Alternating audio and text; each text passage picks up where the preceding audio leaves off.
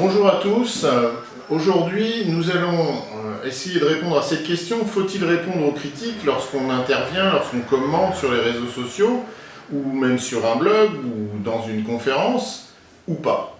Alors, évidemment, le sujet de l'intervention et de la critique est un sujet récurrent, c'est-à-dire si j'interviens, si je prends la parole quelque part, si je fais une note sur un blog, si je poste quelque chose sur LinkedIn par exemple, eh bien j'imagine créer de la conversation. C'est le principe et c'est mon but en fait. Et d'ailleurs certains mesurent l'engagement au nombre de réactions, de commentaires, de likes ou de non-likes que l'article va obtenir.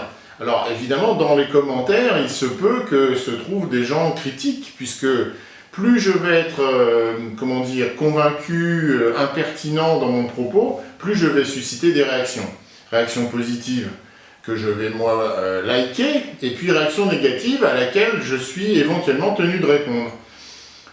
Quand je réponds, en fait, je crée cette conversation, je crée un échange, et évidemment je me nourris de la critique pour essayer soit de m'améliorer, soit de trouver un nouvel angle de réponse, soit de venir compléter mon propos qui n'était peut-être pas aussi clair que je le pensais.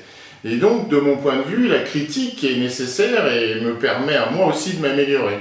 C'est l'idée que quand je parle, j'essaye d'apporter quelque chose à l'autre, mais quand lui prend la parole, je considère qu'évidemment, il m'enrichit. Et donc, dès que je réponds à sa critique, eh bien, je me nourris de son propos. Alors évidemment, la critique peut être dure, quelquefois, peut être acerbe, et c'est là qu'on commence à parler de bad buzz et de gestion de sa réputation.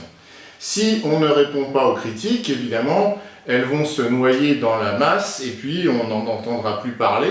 Si on répond aux critiques, eh ben, on peut avoir un rebond supplémentaire et alimenter ou venir donner des idées à d'autres de se porter eux aussi dans la critique, et peut-être amplifier un petit peu le mouvement. La crainte du bad buzz, c'est une évidence pour les marques. Est-ce que ça l'est aussi pour nous?